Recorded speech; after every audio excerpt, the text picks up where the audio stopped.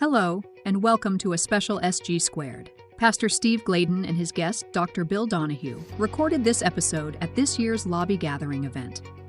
Listen to learn how you can win a free autographed copy of Dr. Donahue's newly updated book.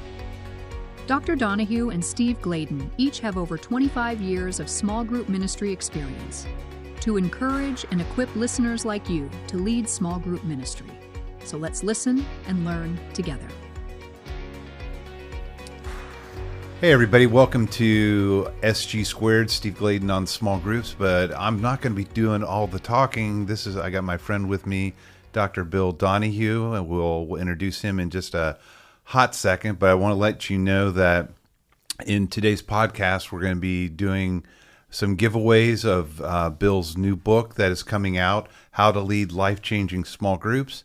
He's going to sign these books and we'll send them to you. I'll give you a little bit more information a little bit later on how you can win one of the 6 copies that we are going to be giving away. But first off, let me just welcome my friend Bill into the studio. Bill, thanks for joining with us and giving us a little bit of Bill Donahue Raw.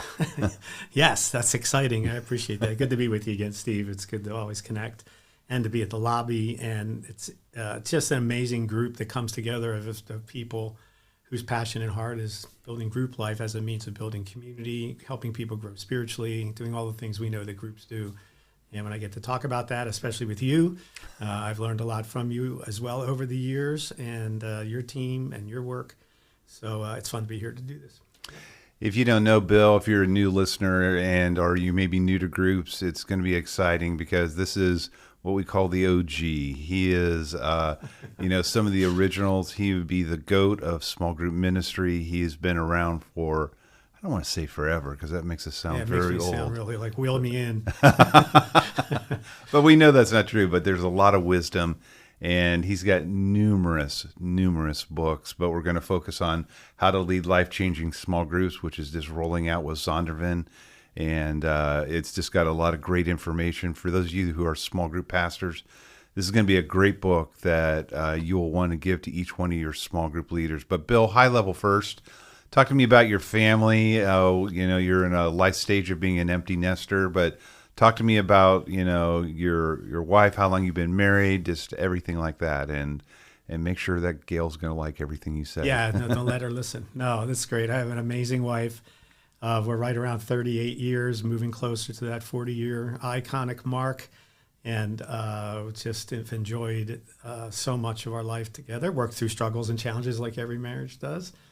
But we both treasure seeing people transform. So Gail leads a ministry called Sacred along with her friend Joan. And it's about doing spiritual transformation as spiritual directors. So some people know of that tradition, some people may not. Spiritual director is someone who comes alongside someone as they walk with Jesus. So it's not like counseling. It's not like coaching. It has some overlap with a little bit of those kinds of things, but it's in its own field. You get certified, and it allows you to get some training, especially on different kinds of listening and on prayer and on a lot of things you would want to do with someone who really is trying to draw closer to the Lord. And for whatever reason, they're saying, I need to be stretched and challenged and sit with someone who can help me with this walk. It's not prescriptive. No one tells you what to do in that. There are suggestions made, there are prayers, and so on. So it's a little bit of a different field, and you typically meet monthly. Mm-hmm. So it's a lot of her ministry life. She grew up in the middle part of the world. So I was going to say the middle part of the country, but it's really the world. You're talking about the core of the planet? Yeah. She was born in Ecuador and grew up in Venezuela and then Panama in more of the English-speaking area, and so her parents learned Spanish, of course, but her dad worked for the Department of Defense as a civilian, doing mapping up in the mountains and all that. So it's kind of a Indiana Jones. There's a picture of him. He looks a lot like that. But she grew up in that sort of culture. She's bilingual and brings a lot, to the family and history and came to faith there, and then came up to Baylor, and from Baylor went to SMU grad school for speech pathology. Did that a few years, just wasn't working out on the income side of things. It was, she was doing a lot in low-end schools, meaning like younger people, and I guess all different folks, but in that educational world. And it was like, how little can we, pay you? And Like she said, when I had trouble making my car payment, I knew there was a problem. What were you saying? It's kind of like ministry. Yeah, exactly. So anyway, she decided, IBM was looking for people, and the interesting part of it is at that time they were looking for generalists, looking for people who could connect with different parts and go serve a client. Later, after she got to be very specific, this is your product. You just learn only this product. You work only in this niche of this product. And that was like, that's not me. And right about then is when we get pregnant, had Ryan, our first and only son. So our oldest child, he's 36. My daughter is 30. And that all happened in Dallas. So I went down to Dallas, in kind of a mission trip connected relationship that I won't go into the long story. One thing after another sort of led to meeting someone on that trip. And we went back and forth a little bit with letters when it was over. And I said, come on up to Philadelphia, meet some of my friends. I think this is going to happen, and she had me come down to Dallas. And so I came down to Dallas, changed seminaries just to come down and marry her. And in 6 weeks, she dumped me. But she had, through a series of things I won't go into, bumped into her friend Gail and described this Bible study that I was working with and said, it's really neat and it's targeted at business people.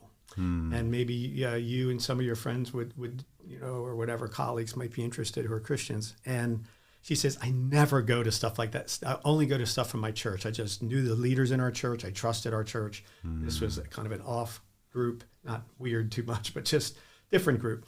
And God had a plan, as we like to say. And it was not so much about the group as about the two of us finding each other there. So it's so cool how God will direct our paths. And it's so much true through not only life and how, if you're married, how you met your spouse. If you're not married, how you will possibly meet a spouse if you want to be married. And it's this so cool, the serendipitous dots that get connected by God as only one could be. And you just took a tough thing of going to be with a girl that dumps you, but, lands you with Opens Gail. some doors. Yeah. Thank the Lord. Thank you, Gail, for being there. Yeah, exactly. We love you for that. But and it led into some other relationships down in Texas that wound up being part of a ministry that we served the marketplace at the time and got to be part of that. And so one thing led to another. I wind up being at the church, that she was at Fellowship Bible Church in the Park Cities and doing some volunteer work there. And long story short, was the pastor's like, you know what, you work well with groups, you're working on your graduate degree in adult education, and you could lead our adult ministries, in the sense of our classes and the things we do there. But our small groups pastor just left, and I think you'd be ideal for that. And what flashed into my mind was, no way. I'm sure people I wonder if those are the listening. exact words you say, knowing Bill well enough, but we'll go with no way, but for right now. It is your head, you're sort of like, what? Because I had this flashback to my first small group that I led. Started with 4 people, and 2 or 3 of them are really close friends I played football with in high school. So this is when up in my Pennsylvania days, and where I grew up and had life. And so I invited them, and in 4 weeks I was able to grow the group from 4 people to 1. And I was sitting there, that's 5th meeting. Where is everybody? These are my best friends and they don't come. So I think I learned that you don't just hand out a thing that has fill in the blank, questions on it and tell people if they're thirsty, there's cups in the kitchen, put it under the sink. Yeah. And that's your hospitality ministry. And, yeah, it was just really bumpy. And the idea of me even, at that time leading something like that and then in a church, just a couple years after that experience, thankfully, because of Gail and moving to Dallas, I was involved in some really healthy, and I got groups. I got a chance to see what is a life-changing group all about? How did people live and act and treat each other and talk and all that? And so I kind of grew into it, but that's kind of that part of the story with Gail. So before we jump into, the small group world and how God led you there, Bill, when you look at you from a distance, I mean, you're a doctor. You are highly not medical, yeah. not medical. thankfully. I was going to go someplace, but podcasts live forever, so let's not let's not go with that humor. But you have your PhD, you're highly educated, you've written numerous books, you've worked at some of the world-renowned churches, throughout that. You can look at your life from a distance as perfect, and you naturally think family life is perfect and all that. But tell us, can you share anything about your family time growing up that where you might have had a struggle that God is just God's showing the humanity of this planet with you and how you're just navigating life. Yeah, and sort of my growing up years up, maybe through, I don't know if we're going back to pre-college and all that part of family. I had one brother, 8 years older, so I was kind of like an older child. He went to college on a NROTC scholarship, so in the summers he was on a boat somewhere, and by the time we would cross paths once in a while when we had that 8-year overlap for something. Yeah. He actually came out to California to work for a little while. I was still in Pennsylvania, and then he came back in the area to try to do some grad school and go a different direction. Then I moved out to New York after college. It was sort of like that. So I think this sense of kind of an only child part was, it was kind of all about me. And when I was the only one to, quote, perform and do well, and when I did, I was rewarded in a very simple, good way. But I think I learned the dynamic of this is good and this is not. Not that I got punished for not, but I grew up as a kid who, you mentioned some of the stuff, and I've had success in certain areas, but through my 4th, 5th grade years, I just showed up in class for the day of test day, like everybody else, and I just took it and got an A. That's just all I ever got is A's. It sounds like a real burden, I know, but for someone who was on the opposite spectrum of where Bill was, so you're the guys I hated. Exactly. And what happened was in 6th grade, there was a special new school that was built that dealt with two ends of the spectrum. This was baby boomer money working. They even put a planetarium in it. It was like, what's that doing? And it was a 1-year school, and it had people had really high grades and really good averages and scores and wanted to be stretched, like kind of the accelerated, they used the term in the day, accelerated courses. And the other kinds of students there were like Down syndrome and learning disability, but very functional. Yeah. And what was my first exposure to that community was either, I think, once a week, I think it was, our recess time, we went to their recess time and played with them and hung out with them. And that really affected me in a positive way, but it also shows that there was some, lack of exposure to some of that. There's and my journey of finding out what it's like now to get a few C's, because that school had all the highest end kids in it. So now instead of being number 1 out of 20, I was number 19 out of 20, and it took a while to recover from that.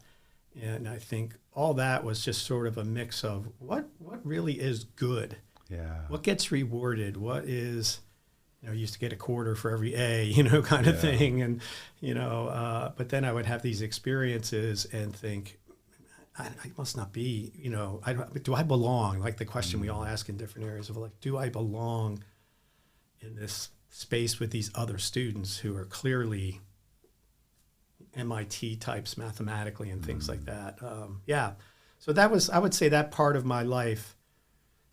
Probably I wasn't as aware of that's what was happening, but that's what was happening. Yeah, it's fascinating when you talk about this, because it bleeds so much through your ministry, is when you talk about what is really good and for, what is really healthy might be a word we could substitute with that. And when you're thinking that through, you can apply that to so many things. It's your life growing up. It's when you're raising your children. It's when because every kid is so unique. It also plays into the small group world, and it's one of those things that as we talk about groups, as we talk about community, as we talk about life change happens when you're in community, it's one of the things that sometimes group leaders have a different perspective of what is healthy, what is good. Is it, meeting together, doing your icebreaker, doing your study time, whether it's video or you teaching, and then praying, and then everyone is out, or is there more to it? And I want to shift a little bit to your book, because you have. But I did want to say real quick. Go for it. Because I mentioned them, amazing kids who too have struggled right? As they got to be in all phases of life. But, when you see it in your kids, right? I know you have some of this, a lot of this experience. Thing. Yeah. And they see them in pain, or you see them struggling, or you see them, hitting their first big walls in life. And you realize you try to give them this, I wouldn't say perfect world, but you want it all to work for them. And the mistakes you made and things you did wrong and all that. And you try to help them avoid some of those, but some things they have to experience. But my daughter's a therapist, and I know she coaches, counsels people. So out of both her expertise and her experience and the things she's had to walk through in life. As my son, he works with a company that's all remote. In a field that he's in and working in right now. But, to find that place that he felt good about himself in, a couple other things, he tried internships, he tried some other things, some in churches, some, and there were bumps there. And this thing that your family kind of grows up around because they're on staff, or Gail served as an elder at Willow, and women elders. But that sense of going to Christian school and all these things, it's like not trying to create a bubble, but thinking this is the best experience, they can have, and realizing they just have to determine what some of that experience is as they get older and as they engage hard truths and all that. So they're wonderful. We just had everybody over the house for Mother's Day. We had the greatest time. We have a great community. We could be and we are, and when we're all around the table, a great small group. Not, in any technical way. It's just hearts are open. We're laughing. Sometimes there's tears. I'm really grateful for one of those primary places. Is my family when we can get together, and we're close enough to do that. And they were sending me a few things about being out here. Hey, another podcast. Oh, great. That's great. You're getting to share about your book. Man, we're praying for you, Dad. We love you, and all these things. And so, I didn't want to forget that. No, thanks for going there, too, because it is, we try to help our kids do as best as possible. When I got to know you, your kids are in their mid-30s, but they were just like, just little ones, single-digit numbers of little kids, and we didn't even have kids at the time. And so, but when you grow up and you experience bumps, it's so often you're trying to tell God, hey, God, I'm on your team, make everything perfect. And it's not that way. Sure. And that means perfect or best when you said you try to do the best for them. What is the best for them? Yeah. And in the various stages of it, when are you letting go? And when are you still putting a little guardrail here or a little coaching there? And when are they starting to coach you? I told them, my kids, you're in many ways more like friends now, obviously, to me, and people that are willing to speak truth and express love. And, that's the exciting part of it. It's never perfect. I'm never perfect, I'll tell you that. But it is that dynamic that forms that you can say, wow, I'm really, they leave, when we're all together, and I go, I could spend more time with them. It is not like, well, that's good. I don't have to spend time with them. It is so tough when you just said when they coach you, and I can remember that I just went through a career change or a job change going from Saddleback to Pine Lake. Right. And it is one of those things where, I kept telling my son all the time, God's playbook is simple, just trust and obey. And when we were going through a tough time, he goes, isn't this just simple, like trust and obey? And it's like it hits you right back in the face. But hey, we're with Dr. Bill Donahue. We're having way too much fun. This is Bill Donahue Raw. And if you know Bill, if you know me, it's one of those things where getting Bill on a raw stage, with no script, no nothing, that's when the real gold comes out. Although you can read about that's what's happening. It's but when you read his books, you'll see another form of the riches that he has to offer. His new book's coming out, How to Lead Life-Changing Small Groups, and it's more from the perspective of the small group leader. Correct, Bill? Right. Yeah. Exactly. It's targeted at that those of you just roll up your sleeves, every week or month or 2 weeks, how often you do it, and get a group of people together and seek to grow in their faith and bring their cares and woes as well as their successes and so on. Yeah, and just how to. But then, what are some of the skills and things you need there, and what are some of the things to focus on that helps that group do well? It's not just shooting from the hip, kind of. Yeah, we're going to be giving away 6 copies of the book. Bill's going to sign them. He's probably not going to write a letter to you, but he will be signing the books, and with that, we'll be giving you a little bit more instruction on how to win those copies of the book just a little bit later in the podcast. But Bill, let's switch to the book, How to Lead a Life-Changing Small Group. Excited for this as we're talking about this. Bill, what are some of the things that you feel small group leaders go through that where this book will help them? Yeah, I think there's a number. I think you think of what are the challenges, and not only those, I think opportunities. This book, I think, helps in two ways. One would be the challenges. Hey, this is starting to emerge, in the circle I'm in, or I'm a new leader and I'm just kind of getting started. I'm trying to just put that meeting time together. How much time on this, and are we going to have enough time to do some scripture engagement, or what? Different groups may have different focuses as far as percentage of time devoted to certain things. And so there are tools in there and resources and examples and places people can go, for example, just to generate either lighthearted, kind of open up your life a little bit, like we did at the beginning of this kind of discussion, and then deeper things. What's the character of God you think of most when you think of, quote, God? Mm-hmm. Right away, people might say grace, or they might say truth, or they might say disappointment. And you go, whoa, what's that? And it's like, well, that's where I'm at right now. I'm doing a lot of wrestling with God right now, or whatever. So it can help people step into spaces to shape the discussions and the prayers and things in a way that gives them something to work with, but is truthful to the culture that group is experiencing. Mm-hmm. The other side is the opportunities. Hey, I have an idea I wish I could get. Oh, there's a whole section on those kinds of fun icebreakers and discussion start. Oh, there's a whole section on conflict. Matter of fact, we devoted a chapter to it. The editor said, Bill, you got so much in this, it's making it double wide in the previous chapter. So let's, if you're open to it, can we cut it in half and do these 5 things, or however you framed it? But he said, let's move that big section over to its own chapter. And looking back, that was a great call they made, because, again, they're seeing it with their fresh eyes. I've been looking at it for a lot of years of different things. But the sense of, there's some real different ways people talk about it and models. And I think David Osberger has a little thing in there. And I think there's others that are quoted in the resources area. But just how do you step into this very hard part at times with groups? Because we all hit them just like we do in all relationships, right? So it's also kind of got some problem solving and challenging things opened up for people to look at. We spend some time also, and just some fresh things. Not so much that this is the handbook on that, but I felt like over the last, decade or two, obviously with COVID, with more things getting politicized, distance kind of oriented, and the necessity for online sort of experiences in groups. And so just put some things in there that I've learned from others, a little bit of things I've learned in some of the teams and groups I've worked with online. But I think those who've either had to experience that or use it as an option for when a lot of people are traveling, or some folks are away, we can bring them in vis-a-vis that. And they're in the room, and it's a real live meeting still, but they may be over in Europe somewhere and they're participating, and it has that positive aspect. But what does that also have as a downside? Yeah. And so we look at some things like that are fresh and new.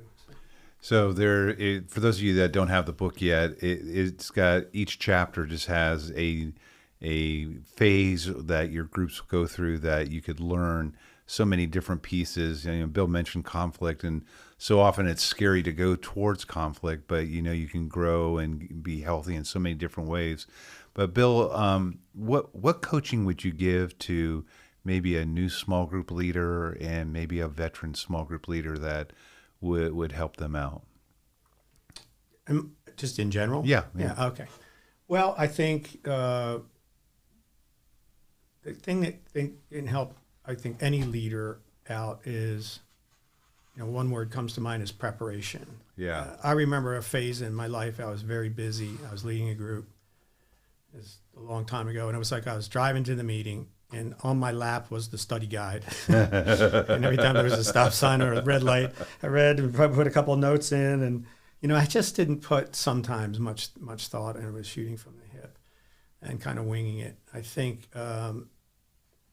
it's not about preparation, trying to make it perfect, but I think you want to make it personal. You want to make it a way, say, well, people experience God in this, or we just have fun in this part. I'm kind of prompting that, or... Yeah.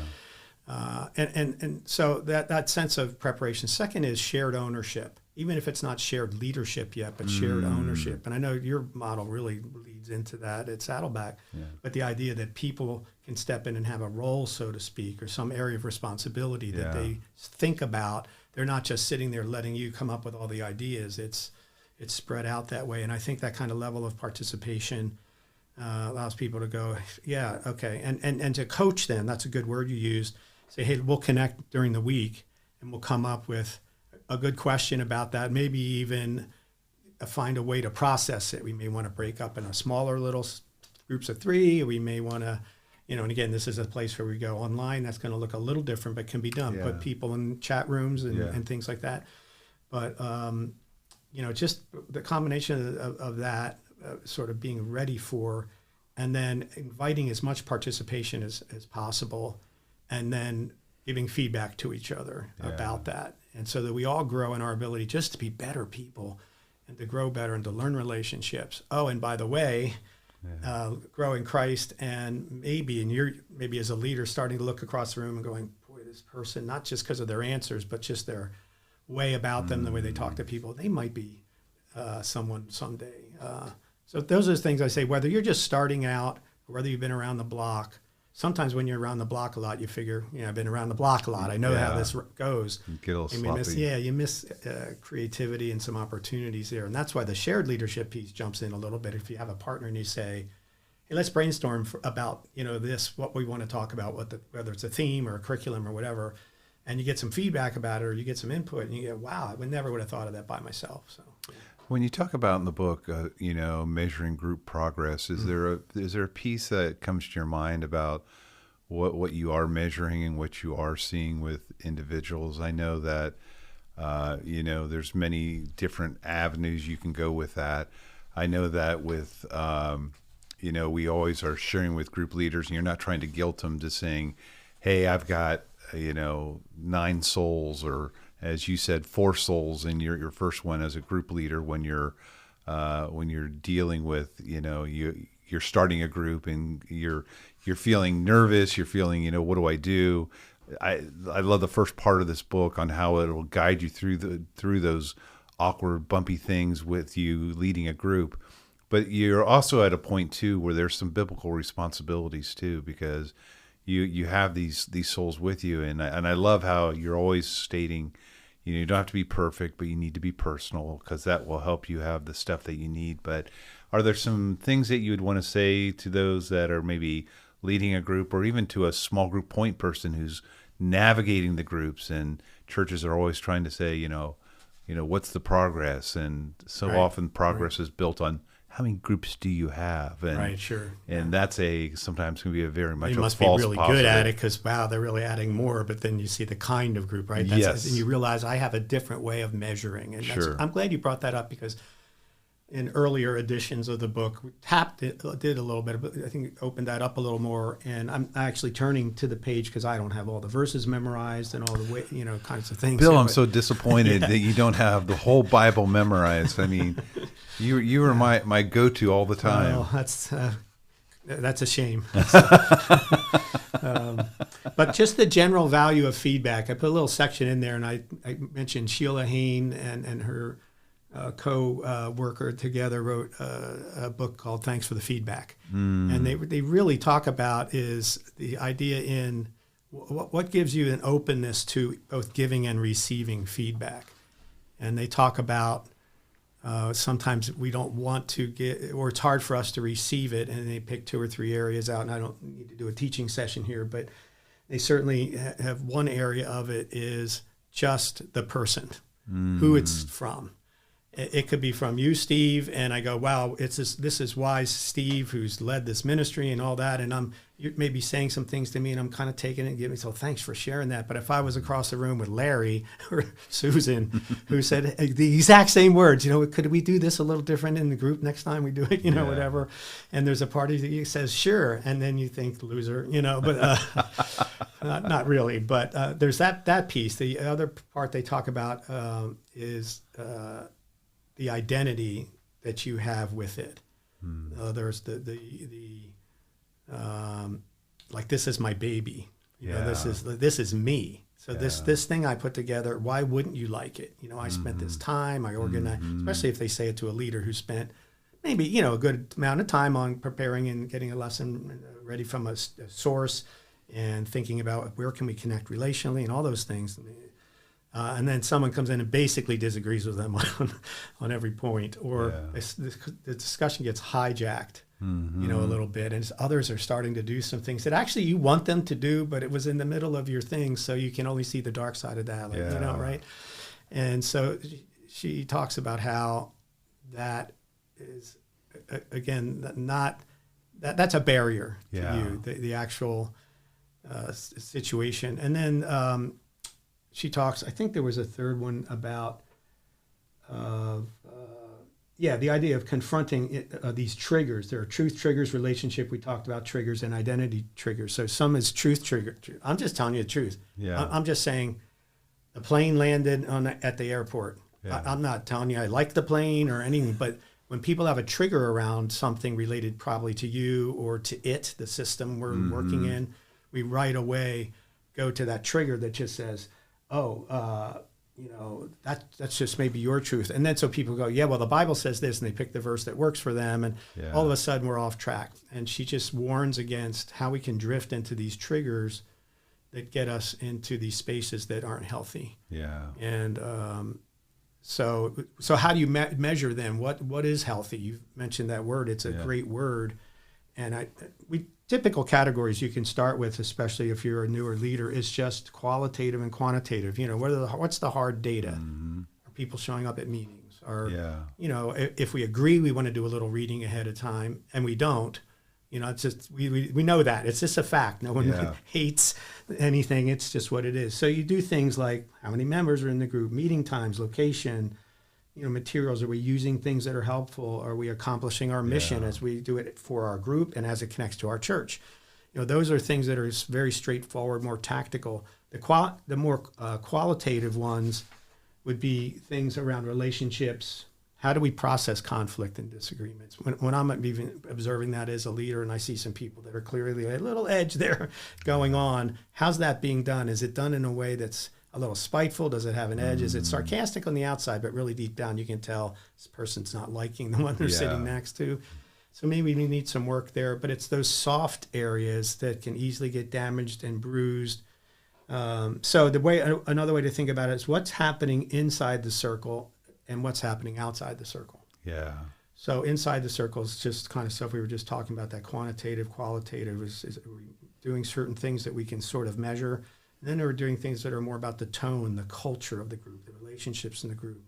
Are we experience the presence of Christ? And what's that like when it happens? What's that feel like when, you know, people might say, yes, I feel they are. Or say, talk about that. How's that happening here? When do you sense it? And really getting into that qualitative that makes you feel like, I'm glad to hear that, not just only the numbers. Numbers are important. They tell a story. They don't tell the only story. But so often a church will focus on one side or the other side. Right. And more on the number side than what's going on. Easier to count. It's an easier route to go, but you can do that. You know. So anyway, I'm sorry. I just was wanted to do the outside was more exactly that. How does our group have any impact beyond this circle? It should have it within. And it kind of should have it without, depending on, again, purpose of the group and ways that could take place. But, you know, to really roll up our sleeves and go, okay, are we answering our call to, again, whatever it might be, influence either in one-on-one situations, living our normal lives every day, like we say at our church. The weekend event is not the main event.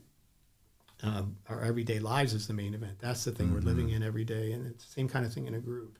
It's that culture I take out of that circle into the world. And not in any pushy way or anything. It's just being attentive to that.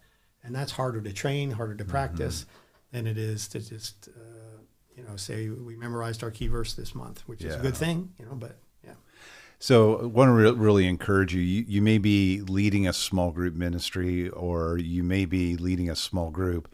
Obviously, this book is geared a little bit more on how the group leader can be bolstered and helped out in so many different ways.